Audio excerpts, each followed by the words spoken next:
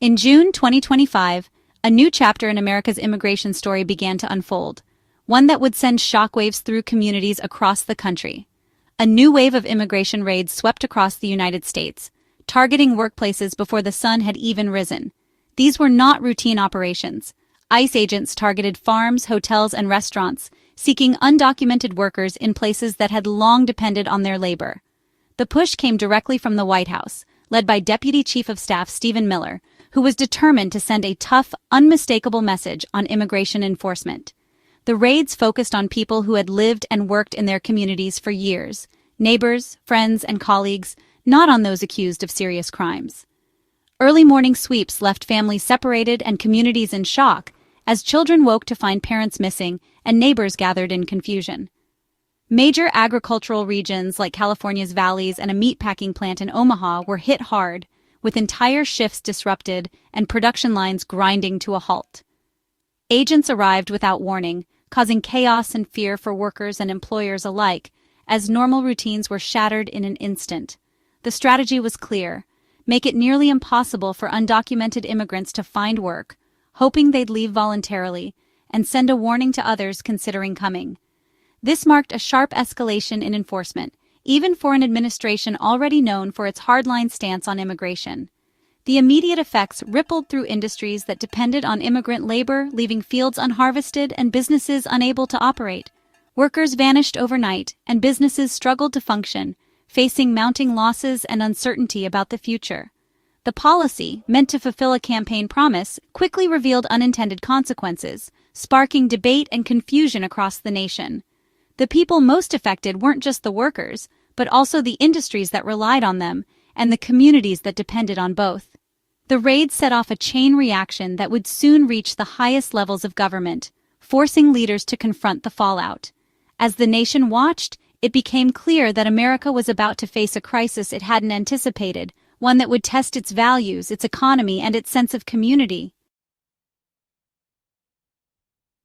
The impact was immediate. Fields and packing houses stood empty, their usual bustle replaced by an eerie silence.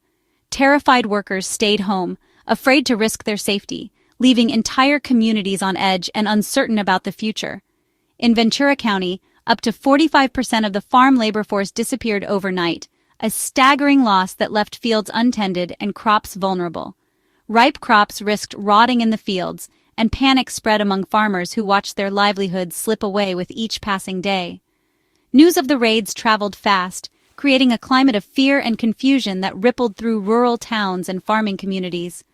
The United Farm Workers Union reported chaos as farmers scrambled to meet contracts, unsure how to harvest or ship their produce. California, a food production powerhouse that feeds millions across the country, now faced a serious threat to its supply chain and reputation. Restaurant and hotel owners struggled to fill essential roles, compounding the crisis as service industries felt the labor shortage's sting. The economic fallout was clear. Businesses lost money daily, caught between legal compliance and the desperate need to survive. The government's crackdown, intended to be tough on illegal labor, was now harming key American industries and threatening jobs. Owners realized they needed to speak up or risk long-term damage to their businesses, families, and communities. The labor shortage threatened to halt operations and devastate livelihoods, with some farms facing permanent closure. The ripple effects extended beyond agriculture, touching every sector reliant on immigrant labor, from construction to delivery services. The stakes were high, not just for workers, but for the entire economy, as food prices rose and uncertainty grew. Farmers and business owners began organizing, demanding urgent change and calling for government action. The pressure was mounting on Washington to respond, as the crisis could no longer be ignored. The nation's food supply and its economic stability hung in the balance, with every American feeling the effects. As the crisis deepened, uncertainty gripped the highest levels of government. The atmosphere was tense, with officials anxiously monitoring the latest developments, knowing that every decision could have far-reaching consequences. Secretary of Agriculture Brooke Rollins knew she couldn't wait any longer. She sprang into action, determined to protect the nation's farmers and the food supply they sustained. She fielded desperate calls from farmers facing financial ruin and empty fields, their voices filled with fear and frustration as they watched their livelihoods slip away. Realizing the threat to the nation's food supply, Rawlins made a bold decision. She called President Trump directly, bypassing layers of bureaucracy. She described the panic spreading through rural America, where small towns were reeling from the labor crisis and local economies teetered on the brink. Rawlins emphasized that the workers being targeted were not criminals, but essential, experienced employees who kept America's farms running. She warned that continued raids could cripple the agricultural industry, threaten food security, and leave supermarket shelves empty across the country. Her message was urgent and personal, highlighting not just the economic costs, but the human toll, families in distress, communities unraveling. The call was a turning point. Trump listened closely, hearing firsthand about the unfolding disaster and the real-life impact of his administration's policies. It was no longer just a policy debate, it was a looming national emergency that demanded immediate attention and decisive leadership. Rawlins's direct appeal forced the president to reconsider the strategy, weighing the risks of inaction against the consequences of change. The conversation set the stage for a dramatic policy shift, as advisors scrambled to assess the situation and propose solutions. The administration now faced a choice: continue the crackdown or risk a full-blown crisis that could spiral out of control. The stakes were clear, and the pressure was on. Every second counted as the nation waited for answers. The next move would shape the future of immigration enforcement, and the lives of millions hung in the balance. Change was coming, and no one knew exactly what it would look like, but everyone understood that history was being made in that moment. The day after Rawlins's call, President Trump surprised everyone. On June 12th, he posted on Truth Social with a softer tone on immigration. He acknowledged the problems the raids caused for businesses and praised the value of immigrant workers.